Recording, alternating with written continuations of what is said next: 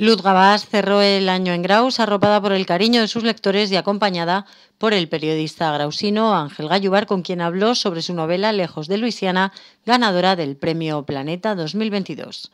En plenas vacaciones, Gabás se trasladó a la capital ribagorzana en un acto organizado por el Ayuntamiento y la librería Alicia para presentar esta novela histórica que narra la presencia española en Luisiana, breve pero intensa, y que gira en torno al amor entre una joven francesa y el hijo del jefe de la tribu Kaskaskia. El río Mississippi es el eje vertebrador del espacio físico y emocional de esta novela, que teje los avatares de hasta 200 personajes, muchos de ellos históricos. Una novela que, sin embargo, fluye y resulta luminosa, como comentó el periodista Ángel Gallúbar en este acto multitudinario celebrado en Espacio Pirineos y que introdujo la alcaldesa grausina Gemma Betorz. Les dejo con esta presentación de Lejos de Luisiana en el Espacio Pirineos de Graus.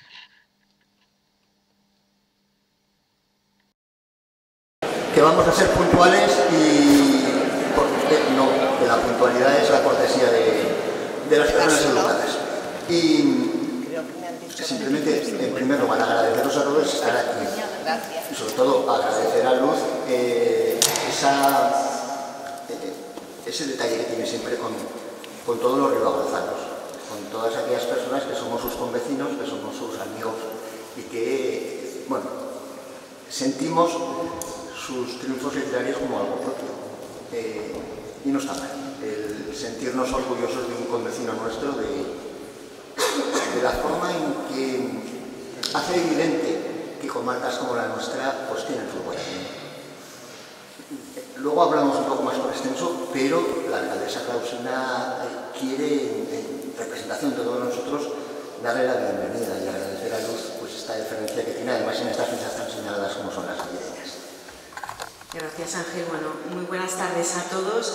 Luz, bienvenida a Graus, a lo que sabemos que sientes como tu casa. Enhorabuena por este premio. Ahora, cuando estábamos fuera, me comentaba, gracias por venir. Digo, pero ¿cómo no vamos a venir? ¿Cuándo hemos tenido aquí un premio Planeta? Es que es un lujo, es un lujo. Y desde luego estamos, como ha dicho Ángel, muy agradecidos de que hayas hecho un hueco en tu apretadísima agenda, que ya entendemos que un premio así lo que conlleva luego pues es mucha promoción, que tendrás que tienes que ir de un lado para otro, y que sepáis todos que Luz ha venido hoy aquí tan pronto dentro de esta gira de presentaciones porque lo está haciendo en sus días de vacaciones.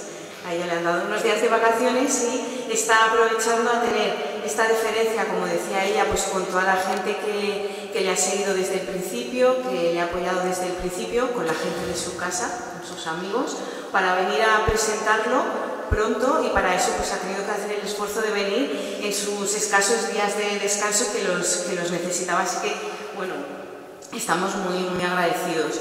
Yo le comentaba ahora que ha tenido tanto éxito el libro que no lo hemos podido tener hasta ayer, con lo cual yo el libro no lo he podido leer todavía, Luz, lo he empezado pero no lo he podido leer, pero sí quería agradecerte también ese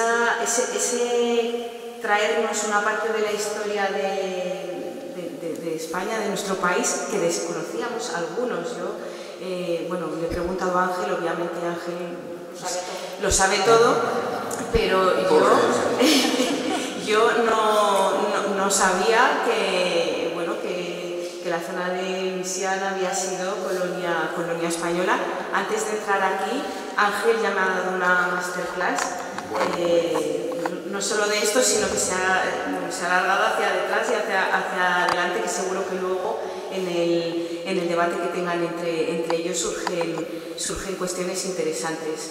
Simplemente gracias también, Ángel, por estar aquí, que seguro que esta presentación, entrevista, seguro va a ser muy entrañable y muy didáctica para todos, y bueno, espero que lo disfrutemos, y seguro, Luz, que luego disfrutamos de la lectura del libro. Gracias.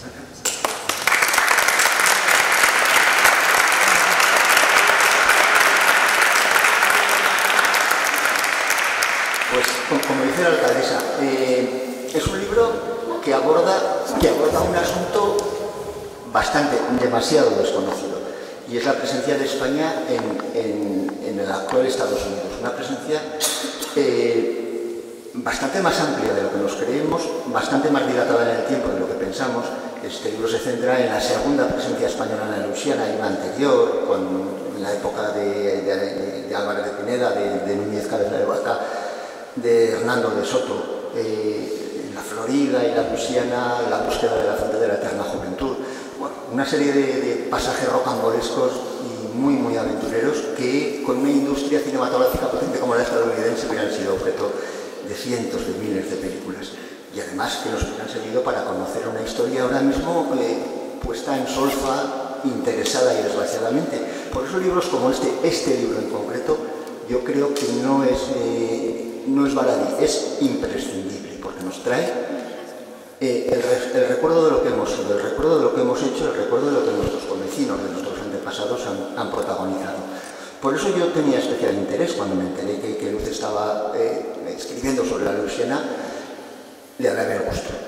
Luego le preguntaré por qué se metió en estos berenjenales, pero francamente, Lejos de Luisiana nos descubre, en primer lugar, ese efecto colonizador de la segunda presencia española en Luisiana. Luisiana empieza a ser descubierta o colonizada por el mundo occidental por españoles, pero luego, posteriormente, por los avatares de la historia, pasa a poder de Francia.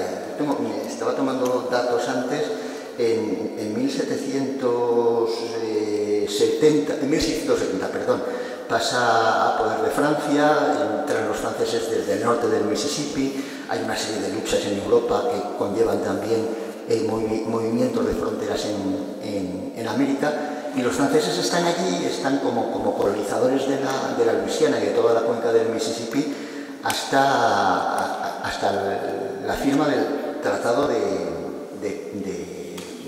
París. Es un tratado en 1763 que pone fin a la Guerra de los 7 Años, en la que España ha estado participando, formando parte de una alianza con Francia por medio de lo que se vino a llamar los tratados de familia. Los Borbones, cuando llegan a España en 1700, pues estrechan las relaciones con sus hermanos y tíos franceses, y los franceses nos meten de sopetón a los españoles en una serie de guerras que nos van mal, que nos van a engañar.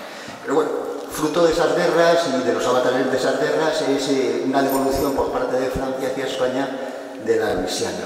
Una Francia que había sido potencia colonial, que tenía en Luisiana un destacamento considerable de colonos muy asentados, y de pronto esos colonos se ven en la obligación de acatar la servidumbre, la dependencia de otro poder, el español, y no lo hacen de buen grado.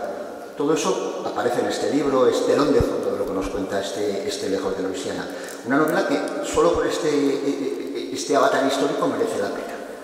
Pero fundamentalmente, independientemente de estas consideraciones que nos permiten profundizar en el conocimiento de la historia, en meternos en otros, porque también hay una muy cuidadosa bibliografía, el libro, a mi modo de ver, es una opinión personal, es el libro de consolidación de una escritora en su pleno apogeo de pulso narrativo. Un pulso narrativo que no ha perdido, que ha tenido siempre, desde Palmeras en la nieve, que es una obra que se lee muy fluidamente. Luz, a mi modo de ver, mantiene un pulso narrativo que cada vez se va incrementando, cada vez va ganando oficio en el buen sentido de la palabra. Y aquí en Lejos de Luisiana, es un libro de 700 y pico páginas, que se lee prácticamente de un tirón, por lo menos, pero bueno, y que no decepciona. Es un libro en el que se encierran muchos libros. Yo tomo una serie de notas, digo, porque si no voy a empezar a hablar y me voy a olvidar de lo que me parece fundamental, de cosas que no se dicen. Y no sé si te lo he dicho alguna vez, yo por lo menos no lo he leído. Tus novelas, Luz, me parece que tienen mucho, que son novelas de aventuras. Son novelas muy en la tradición del folletín del siglo XIX, que cuentan historias, en las que pasan cosas, que hay protagonistas desairados, en los que hay mucha sucesión de acontecimientos, y eso las hace especialmente atractivas. Hay un fuerte componente aventurero que, vuelvo a insistir, yo no he visto que se vea reflejado en los críticos, no y sin embargo a mí me parece evidente desde la primera novela. Palmeras en la nieve es una novela de aventuras. Aventuras de los protagonistas saliendo del Valle de Benasque, pero aventuras también de los protagonistas en Guinea. Y todas, absolutamente todas las novelas son novelas de aventuras, todas las novelas de luz. En esta Luisiana yo he visto ecos de Fermín Cooper, vamos, está clarísimo. Los iroqueses y los mohicanos, el último mohicano, está latente en toda esta historia que nos cuentas. Pero es también y también ocurre en el resto de tus novelas, una historia de fronteras, de tierras fronterizas, de tierras y de gentes fronterizas. Y todas las 4 novelas anteriores también hablan de fronteras, también es un elemento consustancial a ellas, que aquí se ve completado, se ve complementado y se ve más estrechamente, si cabe, como eje de la narración. Es una novela, además, escrita de una forma muy ágil. Ahí me lo imagino, no lo sé positivamente, muchas horas de escritura, de reescritura, muchas hojas tiradas, pero la novela fluye y eso es fundamental. Y eso me imagino que fue muy tenido en cuenta por el jurado del premio Planeta. La novela se lee de una forma muy agradable, muy grata. Es también, hablaba de novela fronteriza, es una novela fronteriza en las relaciones, que es otra dinámica también que ocurre en todas las novelas de luz. En este caso las relaciones interraciales, como también ocurre en Palmeras en la nieve. En otras novelas tenemos las relaciones interclasistas que marcan el desarrollo de la actuación. Ejes, historias, temas que se van sistemáticamente cumpliendo en todas y cada una de las novelas como una parte de lo que nos quiere contar la autora y que yo no sé por qué no he visto reflejado en los críticos. Es una novela en suma que se lee bien, que da gusto de cogerla y que duele el ir avanzando porque te das cuenta de que cada vez te queda menos para acabarla. Es la novela de una grandísima escritora y es una novela que yo personalmente os recomiendo a todos. Y, bueno, luego hablamos, pero a mí me parece que es un grandísimo libro. Muchísimas gracias, Ángela.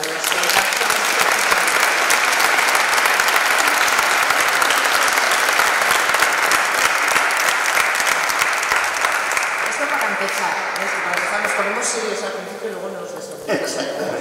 En primer lugar, muchísimas gracias por vuestra compañía. Siempre me habéis hecho compañía en Graus desde la primera presentación de Palmeras en la nieve, que recuerdo perfectamente, y las posteriores firmas.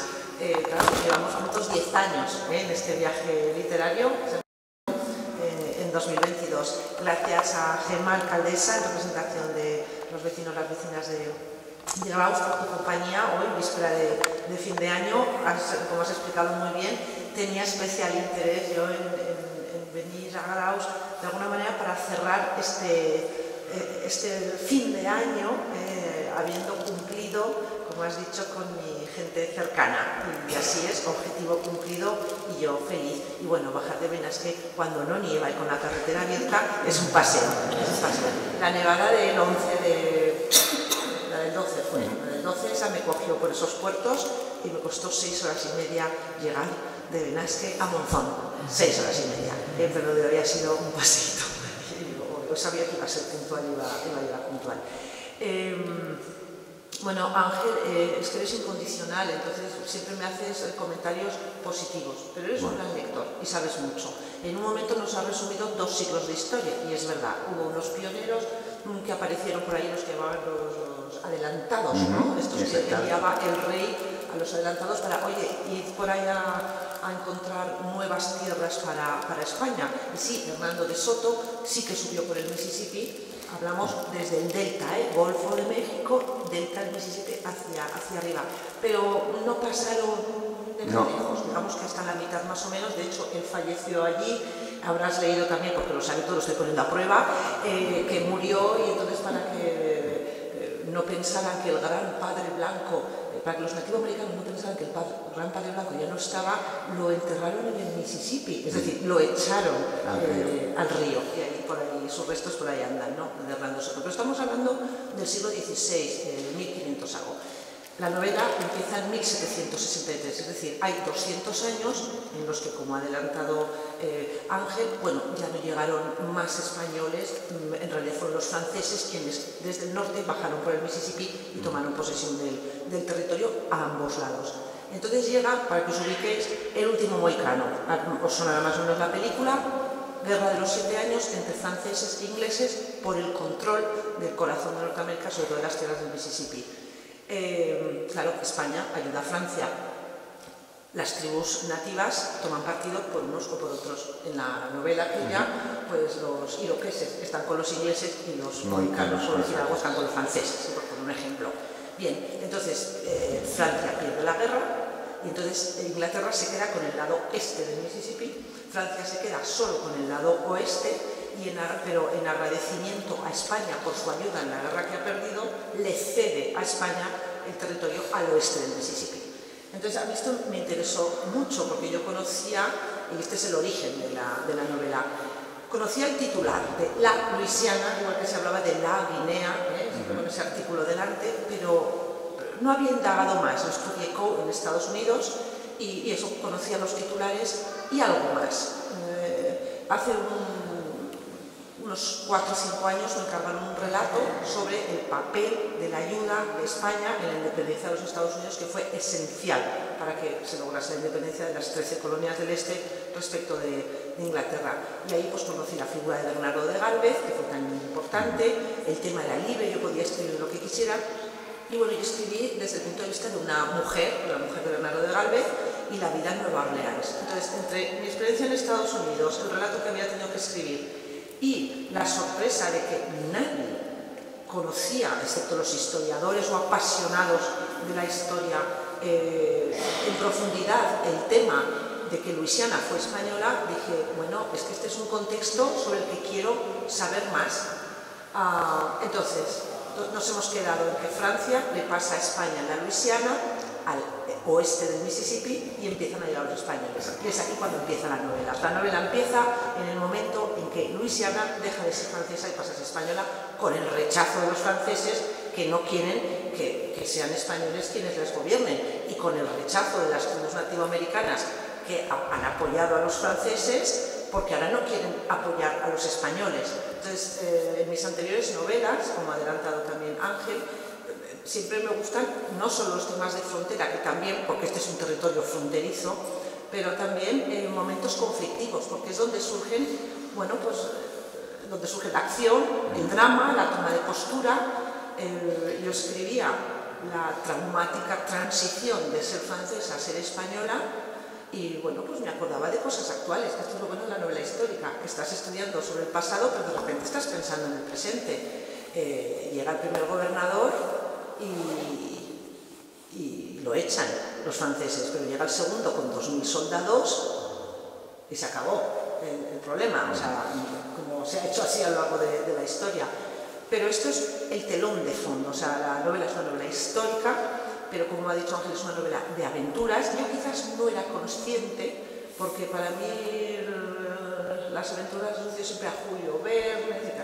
Pero todo lo que hemos leído en nuestra vida se queda en la cabeza. Entonces yo creo que este periodo de tiempo entre el último mohicano y las películas del oeste es un momento de grandes aventuras. Inevitablemente, aunque yo no fuera consciente de que iba a escribir una novela de aventuras, es imposible que no surgiera la aventura, porque todos los grupos sociales que aparecen en la novela empiezas a estudiarlos y a buscar un personaje que los represente, y cada día de su vida es una aventura.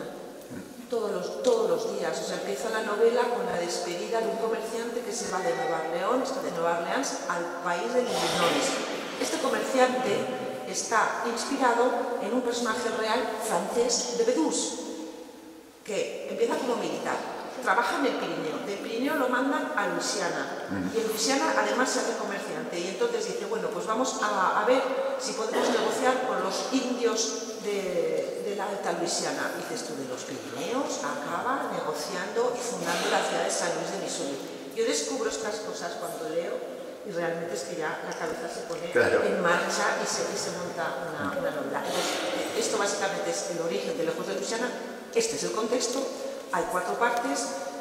La cesión, como hemos comentado, de manos francesas a españolas, la independencia de los Estados Unidos, en los que España juega un papel esencial a través de la figura de Bernardo de Gálvez, aparece también la Revolución Francesa y todo esto además pues, con las relaciones y las reuniones con los nativoamericanos. Este es el contexto histórico, pero en resumen, como introducción, Lejos de Luisiana es una novela hay historia, pero es una novela de aventuras, es una historia de amor potente, como ya habéis leído, entre la hija de un comerciante francés y un nativo americano de la tribu Kaskaskia, que elegí que fuera Kaskaskia porque, y con esto termino y enlazo con lo que he comenzado, la tribu Kaskaskia está en territorio inglés, este del Mississippi, pero ha sido educada por los jesuitas franceses. Luego los Kaskaskia hablaban francés y conocían la religión francesa.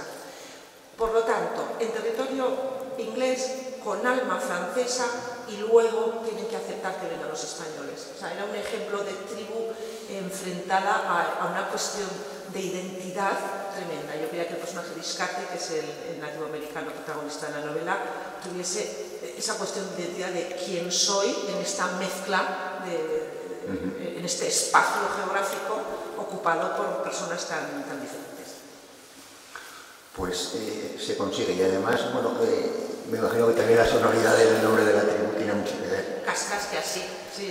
Además, en general cuesta pronunciarlo, digo, sí. Tiene 3 Ks, Kaskaskia. Con estos miembros empiezas a construir una novela redonda en el sentido de que fluye, de que es una novela. Yo lo he dicho antes y no lo he dicho por alegrarte los oídos, sino porque así me lo parece una novela de plenitud. Es una novela en la que se nota que hay muchísimo trabajo, pero también tiene esa engañosa, falsa sensación de que es muy fácil de haberla escrito. Que has disfrutado mucho escribiéndola, se nota también. Pero es una novela muy trabajada. Ha sido muy complicado porque hay muchísimos personajes. El lector, como has comentado, no se pierde porque los importantes son, pongamos, 6 o 7. Pero hay casi 200 personajes, porque claro, es un contexto en el que hay militares, religiosos, diferentes localizaciones en la zona de Nueva Orleans, en la zona del Arkansas, que es el medio Mississippi, en la zona de la Alta Luisiana, porque todo eso es importante. Mira, me acuerdo ahora, por ejemplo, de la batalla de San Luis en Missouri, donde estaba el comandante español Fernando de Leiva. Si Fernando de Leiva no hubiese defendido San Luis de Missouri, pues igual los norteamericanos no hubiesen ganado la guerra de independencia de los Estados Unidos. Es que la presencia española fue breve, pero fue muy intensa. Esto aparece en la novela y aparece con el nombre de los personajes reales, pero los que llevan la acción, los que enganchan al lector para ver qué pasa con la historia de amor, qué pasa con la relación de las hermanas, qué pasa con el padre que prohíbe a la hija, qué pasa con la madre que es la defensora de la tradición, qué pasa con la familia nativoamericana, con el amigo de Iscate. Todo eso son 6 o 7 personajes inventados que me permiten eso, ficcionalizar para que avance la acción, porque eso sería una clase magistral de historia, que es lo que yo no quiero. Yo he repetido muchas veces que me considero novelista, escritora, soy novelista, pero no soy profesora de historia. Otra cosa es que si yo aprendo cuando me documento, pues lo voy a transmitir allí. Tengo que crear el contexto y tu lector, sin querer, vas a aprender. Y al cerrar el libro dirás, mira, me he entristecido, me he conmovido, me ha gustado, más o menos, pero además aguanto una conversación sobre la presencia española en Luisiana, que tampoco está mal, ¿no? Un poco así de cultura general. La documentación, como has comentado, ha sido larga, difícil. Es cierto que es una novela que yo creo que no hubiese podido escribir sin haber estado en Estados Unidos, sin haber estudiado filología inglesa, porque gran parte de la documentación está en inglés. es así de triste. O sea, por ejemplo, la transición de manos francesas a manos españolas está o en francés o traducido del francés al inglés, pero hay poco en español, a no ser que sean los diarios de los capitanes de los barcos, por ejemplo, o de los gobernadores, o las actas de entonces, pero no hay. O sea, y si buscáis información en cualquier sitio, os metéis por ejemplo en Wikipedia por algo rápido, la transición parece que fue así, llegaron los españoles y ya está. No, fue un momento muy traumático y la forma en que España se hizo cargo del territorio fue dura. Yo no sé si al ser tan dura, pues España lo ha borrado de su es que fue dura la transición y fue dura la pérdida de Luisiana, porque se firmó un tratado vergonzante y vergonzoso que nos hace público hasta 2 años después, y que en buena medida es consecuencia de esa derrota de la convención en las que Rigoberta tiene un papel protagonista. También ahí quería llegar al final de la novela. O sea, la novela va de 1763 a 1803, que es cuando ya Luisiana deja de ser española de una manera, como decías tú, vergonzante, porque España la cambió por hablamos de millones de una superficie inmensa, y el rey español la cambió por un terreno ahí por Italia, pero con una cláusula que decía que si Francia se deshacía de ella, España tenía derecho a la retrocesión de la Luisiana. Bueno, firmaron el acuerdo y cuando quiso Francia se lo vendió a Estados Unidos. Ese es el final de la novela en cuanto a la parte histórica, ¿no? La parte de los personajes la tendréis que descubrir vosotros. Pero yo pensaba, digo, ahora que estamos con la revisión histórica, igual tendríamos que reclamar. Sí. Aquello no se hizo bien. No se hizo bien. Entonces, Francia la vendió a Estados Unidos. Estados Unidos le dio bastante dinero. Yo creo que no le quedaba otra, porque Estados Unidos estaba dispuesto a entrar en guerra con quien fuera con tal de conseguir el control del Mississippi, que era la obsesión que tenían ya los norteamericanos, sobre todo para luego comenzar la expansión al oeste, que ya conocemos de las películas del oeste. Lo que pasa es que España, muy poco tiempo después, vende Florida, y con eso creo que también vende los derechos sobre la Luisiana. Sí, bueno, no, fue independiente. Sí, pero Florida se la vende y con Florida, o sea, con la venta de Florida vende también los derechos que puede tener sobre Luisiana. Sí, no, es que entonces ya acabó todo, porque durante un tiempo mantuvo los derechos de navegación sobre el Mississippi, pero ya con eso ya se cerró absolutamente todo. Y de ahí es cuando comienza, en la venta fue muy difícil establecer el límite al oeste, y no fue hasta 1820 con el tratado de no me acuerdo cómo se llamaba, no sé qué, Adams, que ya se quedó claro que Texas quedaba para España. Entonces ya solo le quedaba a España la zona más oeste. Bueno, es un libro, lo que quería comentar, y se me ha pasado, me apunto las cosas, pero a veces es una novela también de escenarios. Tienen muchísima importancia. En la novela actual estamos acostumbrados a ver la televisión, a ver el cine, a ver las redes sociales, y las novelas actuales hacen ya cada vez menos incidencia en los escenarios, porque ya todos los vemos. Y sin embargo, esta es una novela de escenarios. Es una novela de escenarios naturales y de escenarios también urbanos. Y nos ayuda a comprender, por ejemplo, cómo Nueva Orleans, que es el epítome teóricamente de la construcción francesa en Estados Unidos, es una ciudad más española que cualquier otra cosa. Es una ciudad, lo que se conserva de Nueva Orleans, lo que estamos viendo de Nueva Orleans es una construcción típica del sur de España. Y eso aparece en la novela, y aparece también la importancia, la fuerza que tiene el paisaje marcado por el Mississippi, y en ese sentido has tenido una especial gana de reflejar. El Mississippi es el eje vertebrador del espacio físico y también del espacio emocional de los personajes. Me resultaba difícil describir los cambios, porque claro, no es lo mismo Nueva Orleans que la zona del Missouri que la zona del Arkansas. No vivían las mismas tribus nativas americanas, no tenían las mismas costumbres. Digo, esto es que me complico la vida. O sea, la novela sucede en Luisiana, pero sucede también hay alguna escena en Francia, sucede en Madrid, dentro de España aparecen otras ciudades, no quiero desvelar nada. Sale algo de nuestro territorio, tampoco voy a desvelar gran cosa. Entonces sí que, como has dicho, pues son muchos escenarios, pero el principal es el de Luisiana.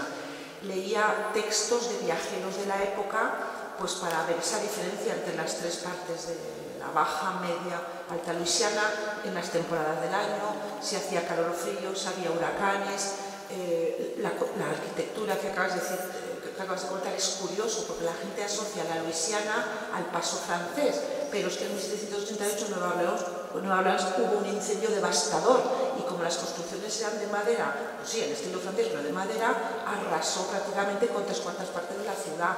Entonces, gracias al notario, al monasterio que estaba allí entonces, que invirtió mucho dinero, ya se empezó a construir con ladrillo y con balcones de forja, al estilo español. Claro, todos esos detalles son de documentación, luego tú los tienes que poner, pues para cuando lo leen los historiadores no te saquen los colores, porque si tú pones que los balcones sean de madera en 1790 va a llegar un Ángel Gallúvar de aquí o de cualquier sitio de España y va a decir, pues no, porque el incendio, claro, tienes que leerlo todo, y hasta ahora, y ya lo han leído periodistas, historiadores. Bueno, en el jurado estaba Juan Eslava Galán, que vamos, luego cuando me comentó sus impresiones sobre la novela, yo sudaba, porque digo, es que Eslava Galán es un referente en la novela histórica, es una enciclopedia andante, es que lo sabe todo de verdad, pero todo, da igual, háblale del siglo que quieras, del rey que quieras, lo sabe todo. Yo no soy historiadora, entonces que él dijera, Luz, es que no te he encontrado ningún renuncio.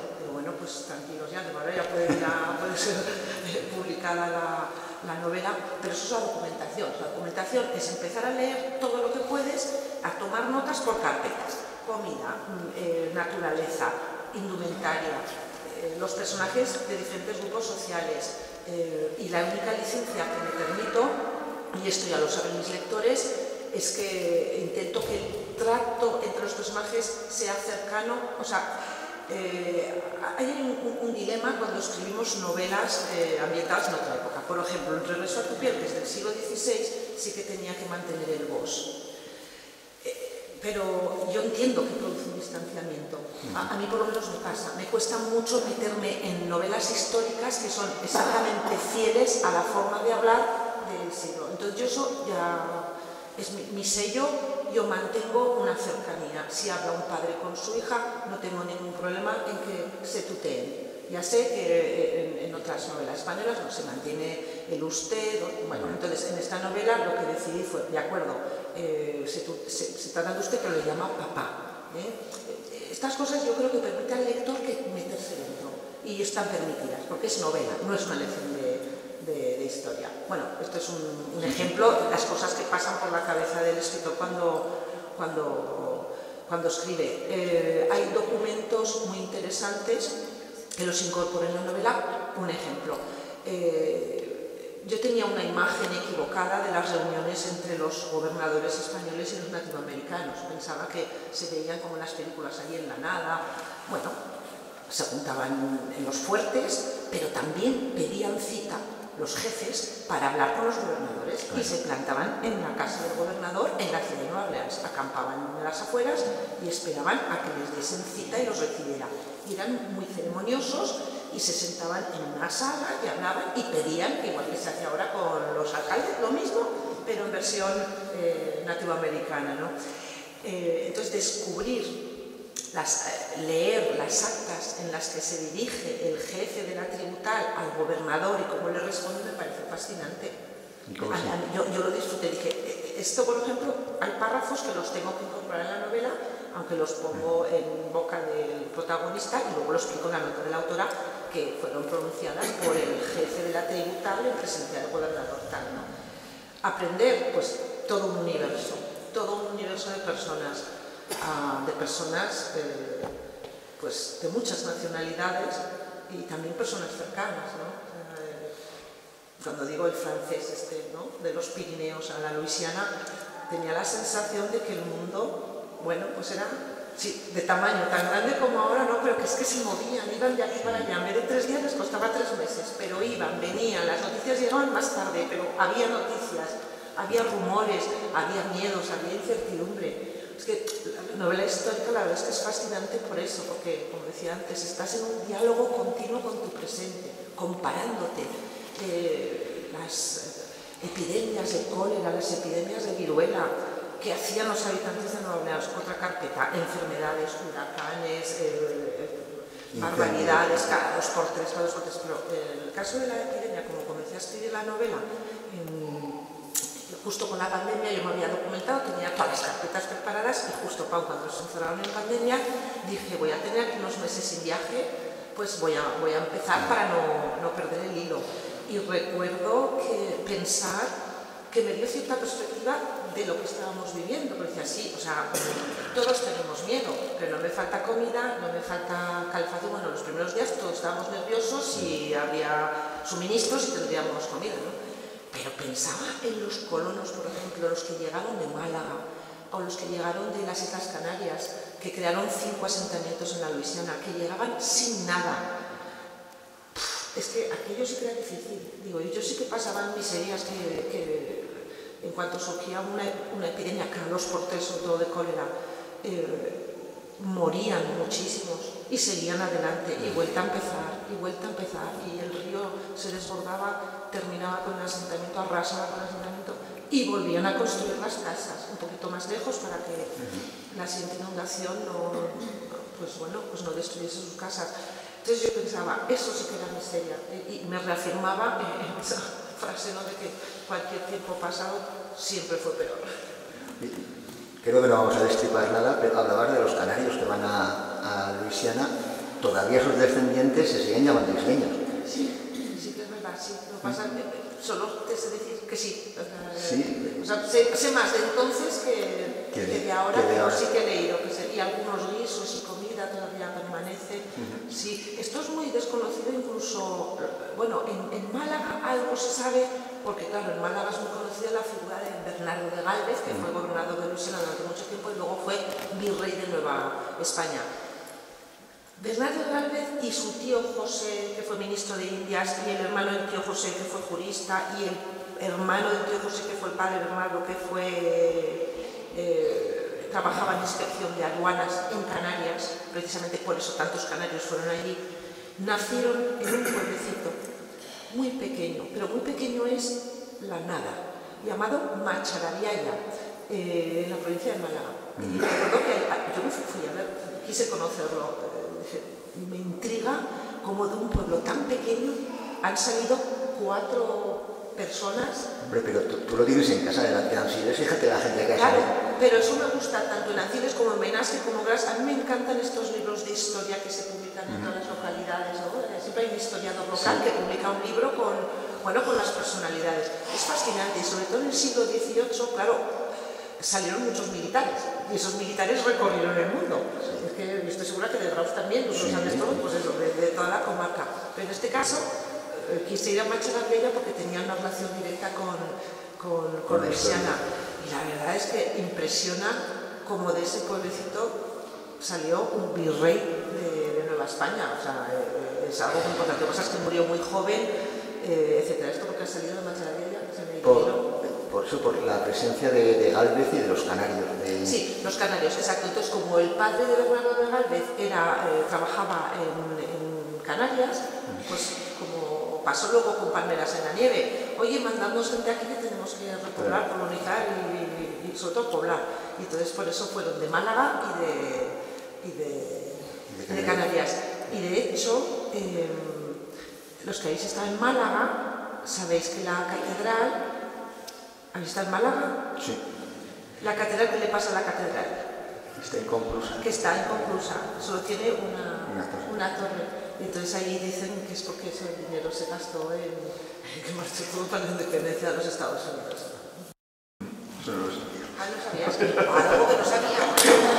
Menos mal. Bien, pues sí, porque pues eso, la ayuda de España a los Estados Unidos fue de la siguiente manera.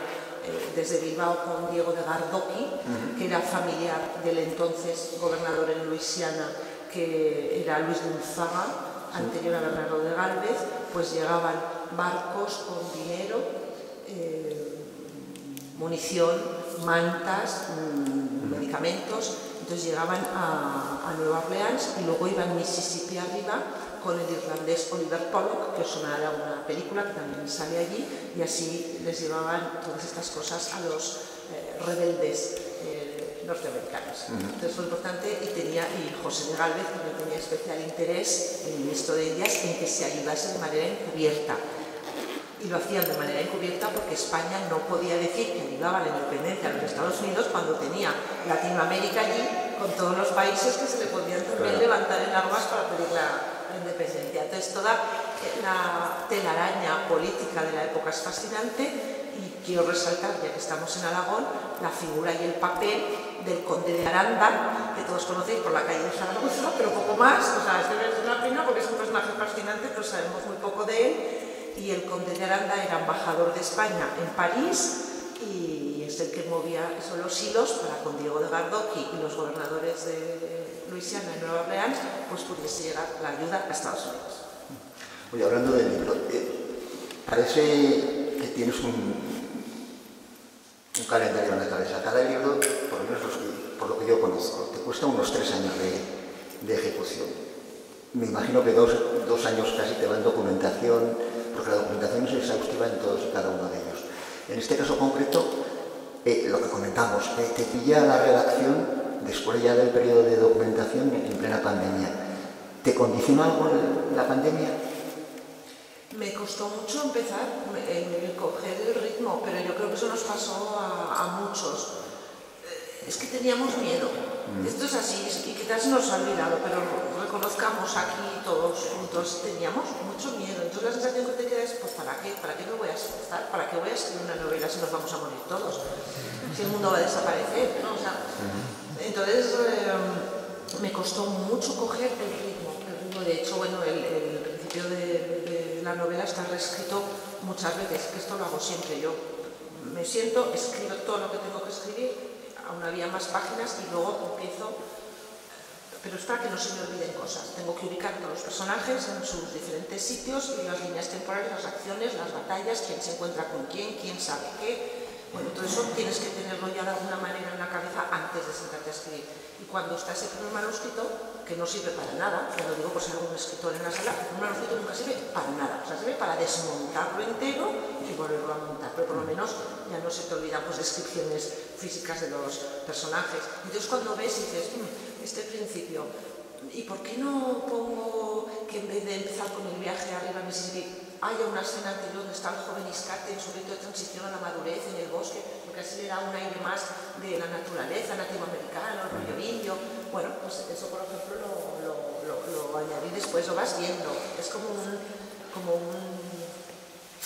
electrocardiograma, ¿no? Que va haciendo así, dices aquí, yo me he aburrido, si yo me he aburrido que soy la autora, esto no funciona, ¿no? Entonces tienes que podar, cortar, escribir, o por ejemplo, lo que más me ha costado escribir, por ajeno a mí, son las batallas. Las batallas, claro, hay guerra en la novela, porque es que hay mucha guerra, es que en ese contexto estaban siempre enfadados unos con otros, ¿no? Si no son las tribus entre ellas, pues son o con los ingleses, o con los franceses, o con los americanos. Entonces sí que al hablar de la historia de Luisiana hay hitos que tenían que aparecer. Uno, desde luego, es la toma de Bernardo de Galvez, de los fuertes ingleses en el este del Mississippi, de Natchez, Manchac y Baton Rouge. Sobre esto hay libros escritos, su figura ha sido novelada ya, pero claro, una cosa es, escribes la batalla, pero luego dices, es que mi novela no va de esto, entonces tiene que salir, pero tampoco necesito 50 páginas de una batalla. Entonces al final vas recortando y dices, no, me interesa porque el otro personaje se cruza con el otro personaje aquí, no por decir cuántos cañones había y cómo estaban dispuestos, que para eso hay otro tipo de novelas, pero tienen que estar. Y me costó, por ejemplo, también mucho escribir las batallas de los nativoamericanos contra los norteamericanos, porque claro, una vez que Estados Unidos estadounidenses se independizan de Inglaterra, ¿cuál es la posición de los nativoamericanos? ¿Y ahora qué hacemos? Porque claro, unos siguieron apoyando a los ingleses porque temían y preveían que los norteamericanos estadounidenses, una vez mandada la guerra, los desplazarían hacia el oeste. O sea, esto ya lo veían venir. Tenemos una imagen de que los nativos estaban todo el día borrachos, no se enteraban. No, es que eran conscientes y tenían reuniones y hablaban y tomaban decisiones de a quién apoyamos, porque, ojo, se enfadaban, los pueblos divididos. Es que es muy complejo, pero luego se van teniendo, pero describir, por ejemplo, la batalla, ¿no? Con el jefe pequeña tortuga, la batalla en la que está Iscate, pues eso es complicado, ¿no? Pues fíjate, a pesar de todas estas zozobras, a pesar de este clima bélico que obviamente está latente desde la primera hasta la última página, a mí me parece un libro luminoso. También, no sé si como contrapartida al clima de Tienes COVID. razón y no vamos a desvelar nada porque aquí sí que podríamos desvelar. Si el principio de la novela fue traumático como escritora, por lo que hemos comentado, por el esfuerzo físico de hacerlo y por el miedo social, es verdad que la novela me iba enseñando esta reflexión sobre el esfuerzo y sobre la capacidad del individuo y la sociedad para continuar adelante. Y entonces, a medida que avanza la novela, yo me daba cuenta que iba siendo más luminosa, y esa es la palabra que yo empleaba, más luminosa de lo que inicialmente había pensado que podía ser. Y sí, yo la tengo por una novela luminosa, aunque hablemos de enfermedad, de guerra, de dramas personales, es una novela luminosa. Pues aquí yo podría estar hablando de las horas, pero me imagino que todos ustedes, bueno, muchos de vosotros queréis preguntarle a ella y que os profundice en algún tema que os parezca interesante. Que no nos hemos desmelenado aún. No. Esto es serio. Bueno, ya sabía yo que cuando estoy con Ángel hay que venir preparada, ¿eh? Y se me ha olvidado mi cuaderno de notas, siempre voy con notas porque se me olvidan fechas, claro, es tanta información que luego al final yo misma cojo el libro para mirar cómo se llamaba este personaje, que no me acuerdo. Sí, suele pasar siempre. Sí, ese es otro aspecto que también llama muchísimo la atención. Es un libro, a pesar de lo que estamos comentando, que hay 6 protagonistas principales, pero es un libro coral, y en ese sentido también es un libro muy interesante, porque ese coro es fundamental en el desarrollo de la narración, y es fundamental también, no solo de la narración, sino para entender la presencia de España, que a fin de cuentas, por mucha novela histórica que sea, es un acercamiento a una realidad histórica muy desconocida, que gracias precisamente a obras como esta, pues se nos acerca un poco más, que merece la pena que nos sepamos valorar en una medida de lo que han hecho nuestros antepasados y de lo que tenemos el deber, entiendo yo, que preservar los sucesores. Bueno, pues eso. ¿Tenéis alguna pregunta? ¿No? Al hilo de lo que estabas comentando sobre los personajes, claro, yo no podría escribir solo una novela. ¿Llegaron los españoles? No. Es que llegaron a un sitio donde había esclavos africanos. ¿Vale? No puedo hablar de Luisiana sin hablar del mundo de los esclavos africanos. Entonces, el personaje Bambula representa a los esclavos africanos, pero entre los esclavos africanos estaban los cimarrones, que son los que huían de las plantaciones y vivían en los pantanos. Y lo curioso es que aunque vivían en los pantanos, había personas que les daban trabajo porque les salía más barato que contratar a otras personas. O sea, del mundo de los cimarrones, que yo desconocía, lo había oído nombrar, pero desconocía absolutamente cómo se organizaban y cómo eran capaces de soportar esa vida tremenda en los pantanos. Bueno, pues hay un personaje, Bambula, que representa, pero Bambula está porque se conoce con otra persona que es una esclava africana, que la venden en una subasta, luego para que veáis el ambiente en Nueva Orleans, las subastas de esclavos, los barcos cargados de esclavos, Añe, que trabaja en la casa de tal personaje. O sea, todos los personajes están relacionados, todos salen por algo, porque tienen algo que ver en la trama. Todos están relacionados, por eso también era compleja de escribir, pero fácil de leer. Y al final, y para mí el resumen de la novela, al hilo de lo que decíamos que es una novela luminosa, es que es una historia de amor, Yo me acuerdo cuando intentaba elegir la tribu, porque claro, las tribus que conocemos son de las películas, ¿no? Decimos 1, 2, 3, 1, 3, venga, ¿y lo que es? Mohicanos. Apaches. Aracaguas. Sí. Todos los del oeste. Aracaguas, iroqueses, algoquinos, los de Florida, ¿cómo se llaman? Bueno, sí. Los Miami, que son del norte de Illinois, aunque parezca mentira. Bueno, pues sabemos los que hemos visto en las películas, ¿no? Y entonces empezaba a leer y decía, ¿cuántas? Me hacía listados, digo, pero ¿cómo puede ser que haya tantas? Si me pensó había 6 o 7, no, pues debe haber como, no sé, 2000 cada porción del territorio, ¡pam!, una tribu. Entonces digo, ¿cuál voy a elegir? Porque me tenía que encajar no en la parte histórica, sino en la novela. Entonces me topé con esta leyenda, Kaskaskia, en la que, oh, qué casualidad, el hijo del jefe de la tribu se enamora, que habla francés, ha sido educado, como os he dicho antes, por los jesuitas franceses, se enamora de la hija de un comerciante francés. Por supuesto, ese amor es imposible, entonces ellos huyen, pero los cogen y a ella la encierran para que no pueda defender a su amado y a él lo atan a un tronco y lo lanzan Mississippi abajo y claro, evidentemente muere, pero antes de morir lanza una maldición sobre Kaskaskia. Entonces, bueno, esta es la leyenda. Si la leyenda existe, algo de realidad tuvo que haber. Pero son personajes arquetípicos. Yo eso también lo quería comentar un poco en la tradición de John Smith y Pocahontas o de la Malinche y Cortés. Nexo de unión y nexo de culturas, que es algo que también aparece reflejado. Pues aquí está al revés. Claro.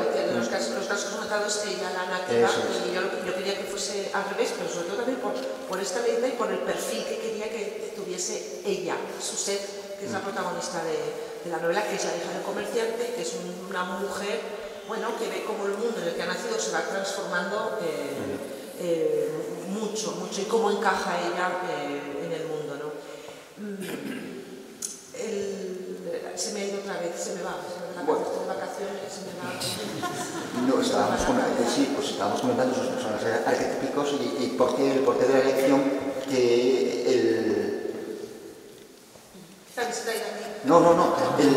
que el personaje masculino fuera el nativo. Sí, bueno, me parece mucho más interesante sobre el desarrollar el personaje de ella. Primero, claro, para no repetir lo que justo los dos siempre tenemos en mente, que es Pocahontas y el de Cortés. Y la Malinche. O la Malinche, sí. Sí, ya sé lo que quería decir. Es que, claro, fijaos, el pueblo de Kaskaskia, la aldea francesa, estaba aquí, y 3 leguas más allá, que es nada, 6 kilómetros, estaba la aldea latinoamericana. Y había mercados, o sea, los indios iban al mercado y los europeos iban al mercado. Entonces yo pensaba en las fiestas aquí de los pueblos, cuando se veían precisamente la gente joven en los pueblos, y pensaba, es que se tenían que ver y tenían que saber que ese era el hijo del jefe tal y que esa era la hija del comerciante tal. Entonces a mí no me parecía tan descabellado plantear, no me parecía inverosímil, ¿no? Porque las novelas siempre buscan la verosimilitud, que eso pudiera existir. Ya cuando me topé con la leyenda dije, ya está, ya tengo la historia, la trama central, el corazón de la novela. Y existe más con poblaciones francesas y sobre todo españolas que no tiene ese puro malentendido anglosajón de mezclarse con poblaciones nativas. Es que no tiene que ver una colonización con otra, nada. O sea, no existe esa pudibundez anglosajona que seguimos padeciendo desgraciadamente. Eso sería otro tema, pero sí, es verdad que es algo sobre lo que hemos hablado mucho estos meses cuando hablábamos de la novela, pues es que es muy diferente la colonización anglosajona de la colonización, por ejemplo, española. No tiene nada que ver. Los españoles cuando llegaron a Latinoamérica necesitaban manos de obra, no tenían ningún interés en cargarse a los habitantes de esas tierras. Los españoles querían oro, plata, riquezas y vivir muy bien, y que trabajasen otros para ellos. Eso es lo que querían. Pero también querían crear una estructura de... Eso además, el problema es que mezclarse, como has dicho tú, de hecho se casaban, procuraban casarse bien con hijas de la nobleza local. Es muy curioso, de todos los lugares patrimonio de la humanidad que hay en América, fuera de los espacios naturales, en Estados Unidos no hay ninguno. En la zona donde hay una colonización anglosajona no hay ningún lugar patrimonio de la humanidad, están todos en América del Sur y en Centroamérica. En México, porque se produce un proceso de reinversión de las riquezas en el territorio, y la Catedral de México es un proceso de reinversión. Cuando se construyó la Catedral de México, que se construyó en 1530, en las colonias estadounidenses, bueno, acaban de llegar, pero Boston, el edificio más antiguo, es de 1790 y tantos. Bueno, pues hay una diferencia total y absoluta en la forma de encarar la dominación o el control de ese territorio y la relación en ese territorio. Bueno, eso también está reflejado aquí. Bueno, pregunta, no sé qué hora es. No lo sé. Yo cuando estoy con Ángel hablando me da igual una hora que una. Bueno. Sí. ¿Pero alguna pregunta tenéis? ¿Una curiosidad? Sí.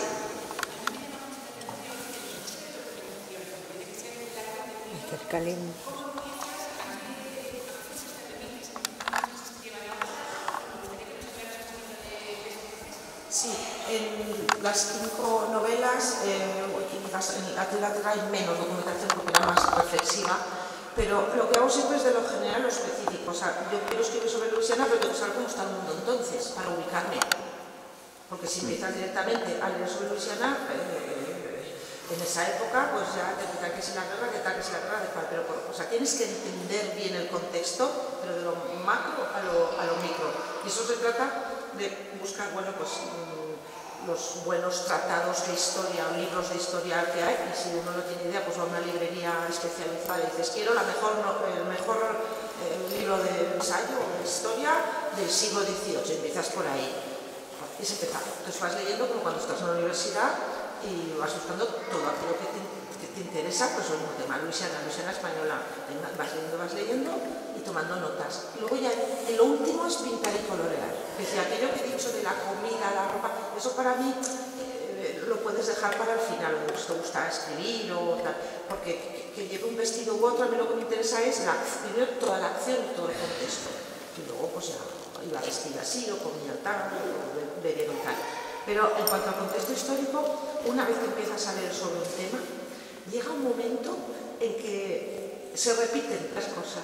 Entonces ya estás dando vueltas, las fuentes ya están dando vueltas sobre sí mismas. Dices, ya está. O sea, cuando lees un artículo que te remite a otro que te has leído, a otro que tienes encima, dices, ya estoy. O sea, ya no hay más. Supongo que sí. O sea, yo he escrito en la nota de la autora una amplia bibliografía, pero nadie hasta ahora me ha dicho que has dejado el libro tal. Digo, pues o sea, que he manejado todas las fuentes. Pues que de verdad que llega un momento que unas aluden a otras. Entonces ya sabes que más allá de ese contexto, sí, hay alguna cosa que no he puesto. Pues es, por ejemplo,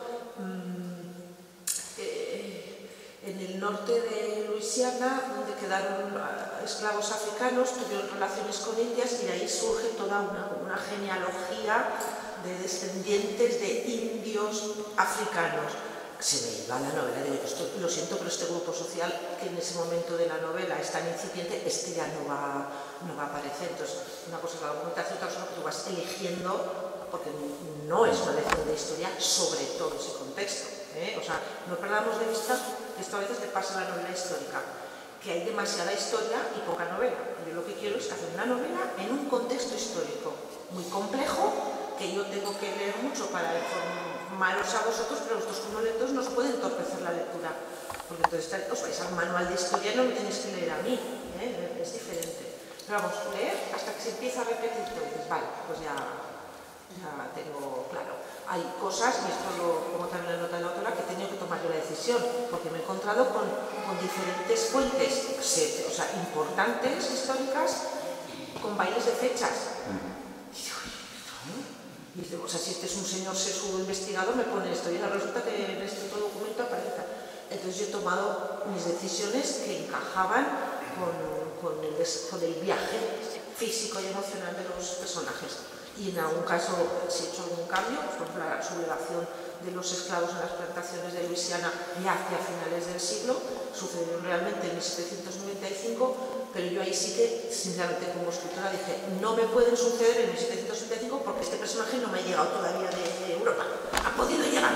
Entonces, pues, oye, las sublevaciones, como eso no es algo que suceda de para mañana, que deberían estar ahí pues empezando ya a moverse, pues las traslado a 1794, lo pongo en la nota de la autora para que no me echen la bronca los historiadores y ya está. ¿Sabes? Pero eso se puede hacer. Otra cosa, que es lo que hablamos siempre en las jornadas de escritores de novela histórica, lo que no se puede hacer es, pues yo qué sé, alterar una batalla. Que si la batalla de Missouri la ganó Fernando de Leiva, no puedes decir que la ganaron los ingleses, porque entonces estarías creando una ucronía. Es decir, ¿qué hubiera pasado si? Y eso existe, hay gente que escribe ucronías, que hubiese pasado si la Segunda Guerra Mundial la hubiese ganado Hitler en vez de los aliados. De hecho, una serie televisiva sobre esto. Ahí estamos debatiendo los de historia, como digo, los escritores, porque yo digo que algunas ucronías, pues igual sí que se pueden considerar parte del género de novela histórica. ¿por qué no? Pero entonces los más puristas, que suelen ser profesores de historia, ellos esto no lo aceptan. Y los novelistas somos como más creativos, ¿y por qué no? Igual que en novelas se inventan alguien que tomó café con Hitler, pues yo qué sé, acompañante de tal. ¿Eso es ucronía o es novela histórica? ¿Qué es esto? ¿Qué es eso? Es un debate muy largo, pero en fin, en una novela como esta había que ser lo más precisa posible y desde luego no estaba para ucronías. Yo creo que las ucronías funcionan cuando ya se sabe el discurso canónico. Entonces ya pues rompe, esto es como las vanguardias, ¿no? Sí, yo estaba pensando que las novelas históricas, cuando surge la moda de las novelas históricas, hacen una especial incidencia en el personaje histórico. En este caso concreto, el personaje histórico tiene un protagonismo pero secundario. Los personajes inventados, por llamarlos de alguna forma, se apoyan en esos personajes históricos, pero el peso de la narración, el peso de la historia, el peso de la trama es totalmente ideado, inventado. Sí, eso es cierto. Sí que es verdad que ha evolucionado mucho la novela histórica y ya no siempre se espera que sea un rey o una reina o un emperador o grandes gestas históricas las protagonistas de la novela histórica. Ya digo que eso depende del escritor. Bueno, pues aquí en Aragón, por ejemplo, tenemos a José Luis Corral, que es el maestro de la novela histórica, pero el de la novela histórica, muy canónica, muy histórica, y grandes reyes y grandes sucesos. Luego hay otros, bueno, Pepe Calvo Pollato, estoy pensando, él también, pongo ejemplos de referentes, ¿no?, importantes. Posteguillo, él también, desde luego, está en Roma y está con sus emperadores. Pollato alterna, o sea, es capaz de escribirte una novela con personajes históricos potentes o decir, bueno, me interesa más algún hecho histórico. Pero estos son para mí las tres personas más históricas. Eslava Galán fuera de... Eslava Galán es que escribe de todo. Con el seudónimo de Wilcox también escribe novela histórica y también, bueno, hace cosas. Marcos Chico, por ejemplo, en la última, los asesinatos estos que tiene de Platón, de Sócrates, de tal, él hace novela histórica, pero también deja, aunque el protagonista sea o Platón o Sócrates, un gran personaje histórico, se centra siempre en 2, 3, 4 inventados que le dan mucha agilidad a la acción. A mí personalmente me gusta más esta fórmula porque no la hace tan densa. ¿Alguna pregunta más? ¿Nos puedes explicar un poco el premio? ¿El premio? ¿Cómo llegas a presentar? Bueno, pues mira, yo en esta primavera yo ya estaba terminando, ¿no? Ya veía lo que había escrito y pensé, esta sí, no la había pensado con las otras, por ejemplo. Dije, bueno, yo creo que he escrito aquí algo potente. Sinceramente sigo el pensamiento y la fecha acaba el 15 de junio y bueno, tenía ahí las bases, las miraba, venga, va, atrévete, y pensé, no tengo nada que perder, y más yendo con un seudónimo, porque lo comentamos un día así, en grupos de escritores, nadie se presenta estas cosas con su nombre a pecho descubierto, solo hacen, por ejemplo, escritores desconocidos, porque en esta me fijé, cuando salió publicada la lista de los 10 finalistas, que es cuando yo vi mi río arriba, con el seudónimo Jade Fresno, pues vi que había escritores que habían firmado con su nombre. Entonces, sí que hay algunos que se atreven, quizás porque les sirve como trampolín, ¿no? Para ellos el quedar entre los 9 finalistas pues es importante. Son 10, pero este año hubo 9 porque uno había publicado en una de las condiciones de las bases que tu novela no se publica y él había publicado en Amazon. Pero claro, en mi caso, pues tengo 4 novelas, tengo un nombre, yo lo que no puedo hacer es poner mi nombre, porque si luego no gana, yo no vengo aquí, yo no vengo a Graus a presentar el Lejos de Luisiana, ¿sabes? Entonces así, todo con muchísimo secreto. De hecho, pues sinceramente mi marido lo supo prácticamente la vez que salía en prensa, ¿no? Porque me daba... Yo no quería ni hablar conmigo misma de este sueño. Entonces ya cuando vi la lista en el periódico dije, soy una de las 10, y dejó pues de 847, 10 y hay más opciones, y ahí es cuando te empiezas a poner nervioso. Entonces, cuando llegas a la cena, esto no lo veis vosotros, pero hay unas pantallas muy grandes y entre plato y plato sale la presentadora y de las 9 se descuelgan 2, 3 en la primera ronda, en la siguiente ronda, entonces tú vas viendo.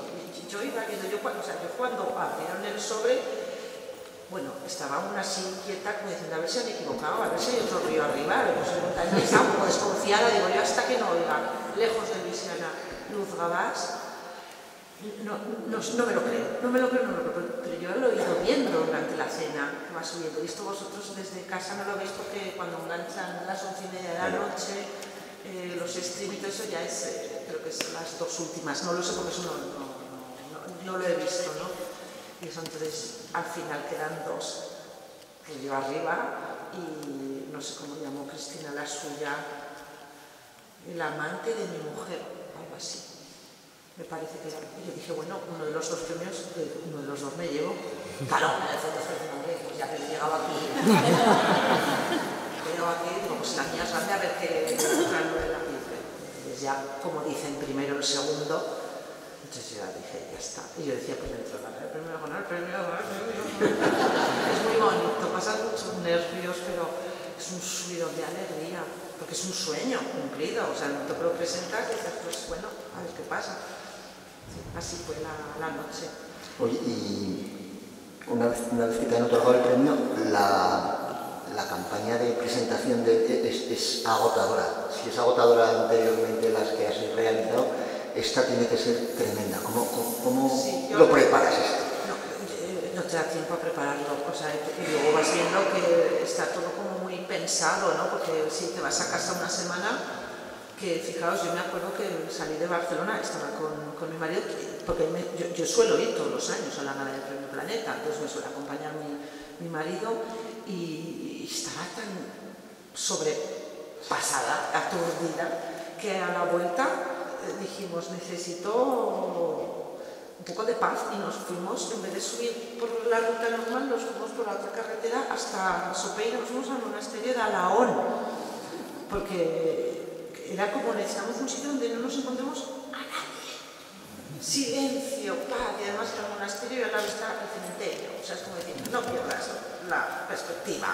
O sea, recuerda que eres mortal. Y estuvimos bastante rato ahí y luego, claro, esa semana estás con una nube porque todo es una avalancha de llamadas, de mensajes, pero a través de todos tus amigos cercanos, familiares, redes, la hija de una amiga de Zamora que conoce a la vecina, o sea, toda la telaraña de relaciones te da la enhorabuena, es un subidón colectivo, es que lo que pasó en Aragón y en Ribagorza, y ya en Menasque, en Monzón, ni os cuento, es que yo no me lo podía imaginar. Yo sí que recordé, y esto le estoy muy agradecida al otro aragonés maravilloso Javier Sierra, Premio Planeta, que esa noche uno estaba feliz, porque después, no sé qué eran las 2 o las 3 de la mañana, cuando ya te suelta la prensa, pues te juntas con un poco, pues en la fiesta, yo no sé cómo explicar esto.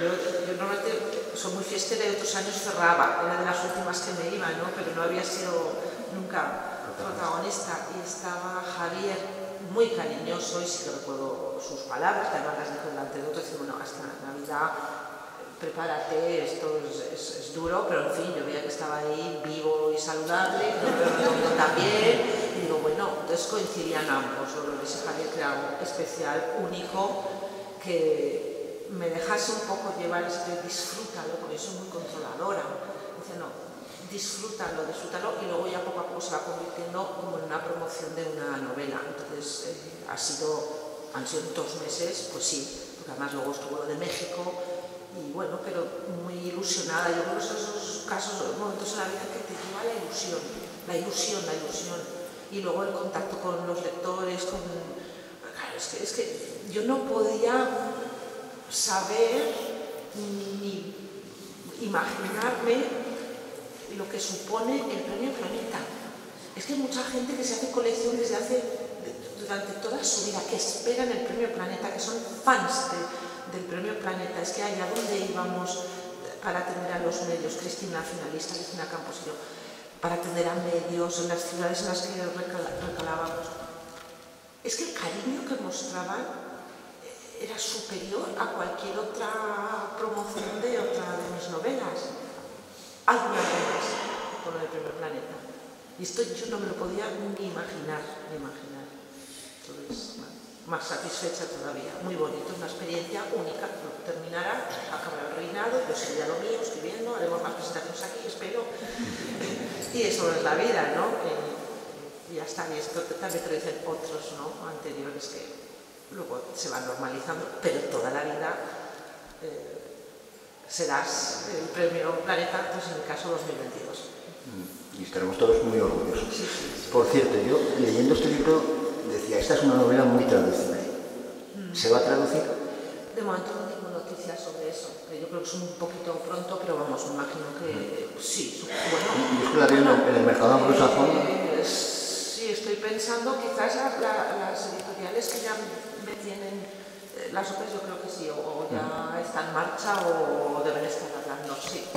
Sí, sí, porque vamos, para el mercado anglosajón, por ejemplo, es... Sí. A lo mejor digo, si hablo con Oscar Haya también es experto en eso. Sí. Es otro mundo, otro misterio, cómo funcionan las relaciones entre editoriales y a nivel internacional. Yo reconozco que en eso controlo poco. A mí me dicen, oye, que la sacamos en Polonia, pues muy bien, oye, que en Italia, pues también, o sea, ¿qué voy a decir? Pues encantada de la vida. Que hagan película, que hagan lo que quieran. Yo solo quiero decir una cosa que me encanta, que le hayan dado este premio tan importante a una persona que vivía. Pues le agradezco. Esto le sigue. Ahora hay porras al respecto. La señora me da la enhorabuena por el premio, pero sobre todo por el hecho de vivir aquí. Le agradezco mucho el comentario, porque es verdad que hay porras, ¿no?, con este tema de, pero ¿dónde vive esta mujer? ¿Pero realmente vive en el entorno rural?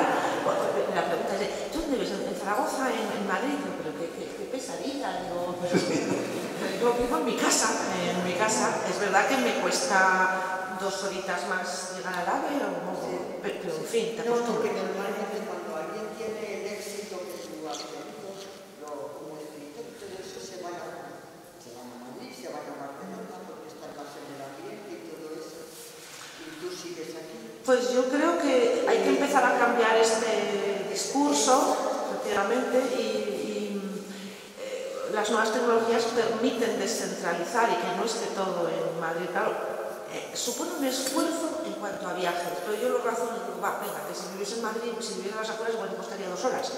Desde Atocha hasta mi casa, pues entonces si llego allí daba Huesca también tengo 2 horas. Aquí lo calculo. Claro, sí, sí.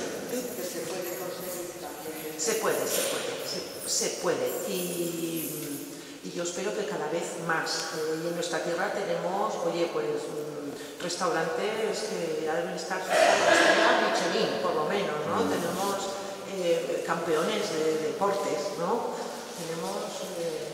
Tenemos una auténtica, yo siempre lo comento, Benasque, sin ir más lejos, un torneo de ajedrez que es el más, y ya lo sabe porque ha sido además alcaldesa de Benasque y lo ha vivido en primera persona, el torneo abierto más importante de España y uno de los más importantes del mundo. Tenemos el Centro de Ciencias de Benasque, que solo hay 2 experiencias ahí. Tenemos una vida cultural intensísima. La longaniza de Graus, que la conocen, allá donde no ya lo decimos. Tenemos una serie de monumentos físicos, pero también de personas interesantísimas. Una colección de alpinistas de primer nivel. No, el patrimonio, cuando he dicho del monasterio de Alahón, o sea, yo estoy obsesionada, que el monasterio de Obarra y el de Alahón tendrían que ser obligatorios en todos los viajes de los críos de los colegios. Sí. Porque son 2 joyas del país, o sea, no hablo solo de nuestra comarca. Y yo conozco gente que no ha estado. No has estado ni en Roda. Bueno, y yo cuando me dicen, pero no has estado, pero ¿cómo puede ser? ¿Cómo puede ser que viviendo en Benasque o viviendo en Monzón no hayas estado? Bueno, a eso me refiero, es un territorio importante. Por cierto, uno de Benasque estuvo con Bernardo de Galvez en la toma de Movila y Pensacola en el Caribe, que yo me acuerdo, cuando leía la biografía y me encuentro a este de Benasque, a Antonio Cornet, que fue muy amigo de la duquesa de Alba, que dice la leyenda que a la duquesa de Alba le sacó dinero para construir los baños de Benasque. Algunos habéis oído esta historia, os sonará a más de uno. Bueno, pues y que además se llevaba fatal con Godoy. Pues yo cuando leí que había estado, pues eso, en el Caribe y que precisamente en las tomas de Movilla y Pensacola, digo, tiene que aparecer en la novela de estas pinceladas que a mí me encanta de incorporar, ¿no? Parte del territorio, aunque sea una novela de Luisiana en el siglo XVIII, o sea, claro, siempre hay una pincelada que puede aparecer. Bueno, y al hilo de lo que decía esta señora sobre lo de vivir, pues pienso que si sirve de ejemplo para jóvenes generaciones, pues me alegro muchísimo. Así de claro, porque no entiendo por qué no se ha de poder vivir aquí, ¿no? O sea, no es necesario estar en Madrid, más que me pierdo cosas, bueno, elijo. Hay fiestas a las que no llego. ¿Sabes? Te invitan un montón, pero claro, cuanto más conocido eres, pues te invitan a unas cosas. Digo, bueno, pues ¿qué es más importante esto o estarme 4 días más en mi casa?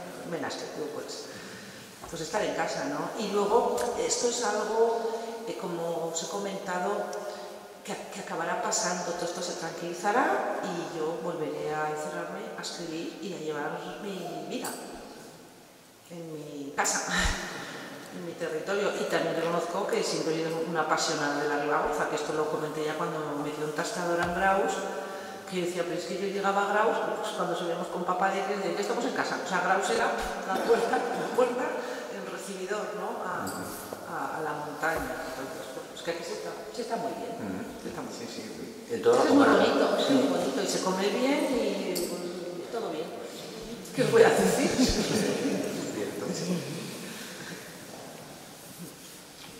Bueno, tenemos, hablando de comidas, yo nunca me canso de ponderarla. Tenemos la primera escuela de hostelería de Aragón, que es todo un lujo. La escuela de hostelería de Guayente es todo un lujo y se come de maravilla ahí también. Y bueno, pues es lo que realmente dices, como una comarca de 12.000 teóricos habitantes, que somos 10.000, es capaz de generar tal cantidad de cultura, de creación, de actividad, de información, pues porque realmente algo tiene. Merece la pena estar aquí. Y por eso Luz, que lo sabe, está aquí. Sí. Bueno, ¿tenéis alguna pregunta más? Pues voy preparando... Sí, por fin, ¿verdad?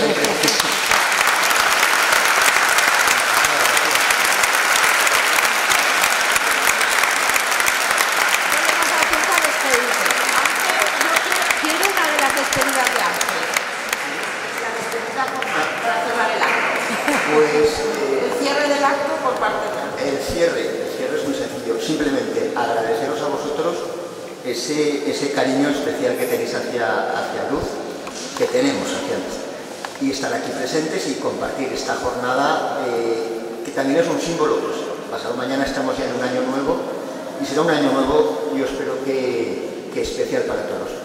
Simplemente agradeceros vuestra presencia, agradecer a Luz que sea tan buena escritora y que no se olvide de que vive en casa, y de que está en casa y de que nos tiene a su lado para lo que necesite.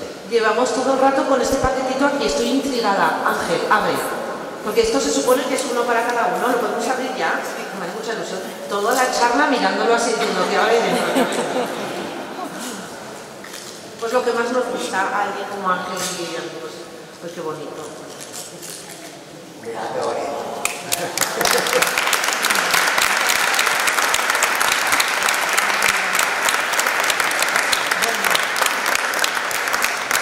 Oye, luego decís de las ciudades y los pueblos. Estos no los había visto aún. Gracias.